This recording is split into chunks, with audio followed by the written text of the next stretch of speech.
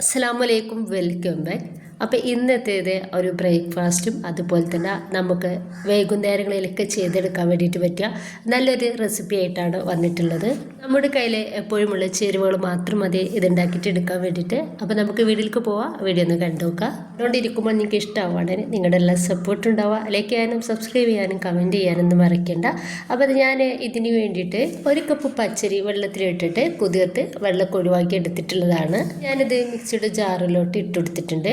ഇതിലോട്ട് ഒരു പച്ചമുളകും 1 കപ്പ് തൈരോട് ചേർക്കുന്നുണ്ട്. പച്ചമുളകിൻ്റെ എരിവ് ഇഷ്ടമില്ലാത്തവർ പച്ചമുളക് ഒഴിവാക്കാവുന്നതാണ്.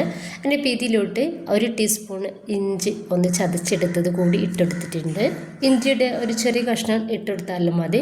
ഇനിയിപ്പോൾ ഞാൻ അത് നന്നായിട്ട് അരച്ചെടുത്തത് ഒരു ബൗളിലേക്ക് ഒഴിച്ചെടുക്കുന്നുണ്ട്. ഇതിൽ നമ്മൾ വെള്ളമൊന്നും ചേർക്കണ്ട കേട്ടോ. ആ തൈര് വെച്ചിട്ട് തന്നെ അരച്ചെടുത്താൽ മതി. ഇനിയിപ്പോൾ മിക്സിയുടെ ജാറിലിട്ട് ഒരു 1/4 കപ്പ് വെള്ളമൂടി ഒഴിച്ചെടുത്തിട്ട് അതൊരു ഇതിലേക്ക് ഒഴിച്ചെടുത്തിട്ടുണ്ട്. ഇനിയിപ്പോൾ ഇത് നന്നായിട്ടൊന്ന് മിക്സ് ആക്കി എടുക്കാം. ഇപ്പോൾ ഇതിലോട്ട് ഒരു 1/4 കപ്പ് റവ കൂടി ചേർക്കുന്നുണ്ട്. അപ്പോൾ ഞാൻ വേറൊരു കാര്യം പറയാൻ വേണ്ടി വിട്ടുപോയിട്ടുണ്ടായിരുന്നു. നമ്മൾ അരി അരച്ചെടുത്തിട്ടുള്ള ടൈമിൽ ഇതിലോട്ട് ആവശ്യത്തിനുള്ള ഉപ്പ് ചേർത്ത് കൊടുത്തിട്ടുണ്ടായിരുന്നു കേട്ടോ. അപ്പം ഇനി മറക്കേണ്ട, ഒന്നെങ്കിൽ അപ്പം ചേർത്ത് കൊടുക്കുക, അതല്ലാന്നുണ്ടെങ്കിൽ ഈ ഒരു ടൈമിൽ ചേർത്ത് കൊടുത്താലും മതി. ഇനിയിപ്പോൾ ഇത് നന്നായിട്ടൊന്ന് മിക്സ് ആക്കി എടുത്തിട്ടുണ്ട്. ഞാൻ 1 ടീസ്പൂണും ഇത് ഉഴുന്നും അതുപോലെ തന്നെ നമ്മുടെ സാധാ പരിപ്പും എടുത്തിട്ടുണ്ട്. 2 ഇല കറിവേപ്പിൻ്റെ ഇല കൂടി എടുത്തിട്ടുണ്ട്. ചെറിയൊരു പാത്രത്തിൽ ഞാൻ വെളിച്ചെണ്ണ നന്നായിട്ടൊന്ന് തിളപ്പിച്ചെടുത്തിട്ടുണ്ട്. അതിലേക്ക് 1 ടീസ്പൂൺ കടുക് ഇട്ട് കൊടുക്കുകയാണ്. കടുകൊന്ന് പൊട്ടി വന്നാൽ ഉഴുന്നും പരിപ്പും ഇട്ടെടുക്കുക. അതൊന്ന് മൂത്ത് കിട്ടിയാൽ ഈ ഒരു സമയത്ത് കറിവേപ്പിൻ്റെ ഇല കൂടി ഇതിലേക്ക് ചേർക്കാം. ഇടയ്ക്ക് വെച്ചിട്ടുള്ള നമ്മുടെ ഒരു മാവിലേക്ക് ഇതങ്ങ് ഒഴിച്ചെടുക്കുക. എന്നിട്ട് നന്നായിട്ട് തന്നെ ഒന്ന് മിക്സ് ആക്കി കൊടുക്കണം. ഈ ഒരു സമയത്ത് ഉപ്പൊക്കെ ടേസ്റ്റ് ചെയ്ത് നോക്കിയിട്ട് ഉപ്പ് കുറവാണെങ്കിൽ ചേർത്ത് കൊടുക്കാവുന്നതാണ്. ഞാൻ ഇതുപോലെ സാധാരണ സ്റ്റീലിൻ്റെ പ്ലേറ്റ് എടുത്തിട്ട് അതിലേക്ക് കുറച്ച് ഓയിൽ ഇതുപോലെ ഒന്ന് സ്പ്രെഡാക്കി കൊടുക്കുന്നുണ്ട്. ഇഡ്ഡലി ചെമ്പിൽ നമ്മൾ ആവിയിലൊന്ന് സ്റ്റീം ചെയ്തെടുക്കുകയാണ് ചെയ്യുന്നത്.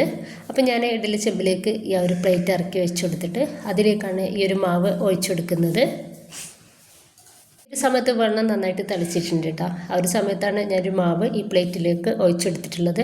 അതിൻ്റെ ഏറ്റവും ലോ ഫ്ലെയിമിൽ നമുക്ക് ഒരു 20-25 മിനിറ്റ് ഒന്ന് റെഡിയാക്കി എടുക്കാം. അപ്പോൾ 25 മിനിറ്റ് ആയപ്പോഴേക്കും ഇത് നന്നായിട്ട് വട്ട് റെഡിയായിട്ട് കിട്ടിയിട്ടുണ്ട്. നന്നായിട്ട് ചൂടാറിയിട്ടുണ്ട് കേട്ടോ. ഇനിയിപ്പോൾ നമുക്ക് ഇതൊന്ന് കട്ട് ചെയ്തെടുക്കാം.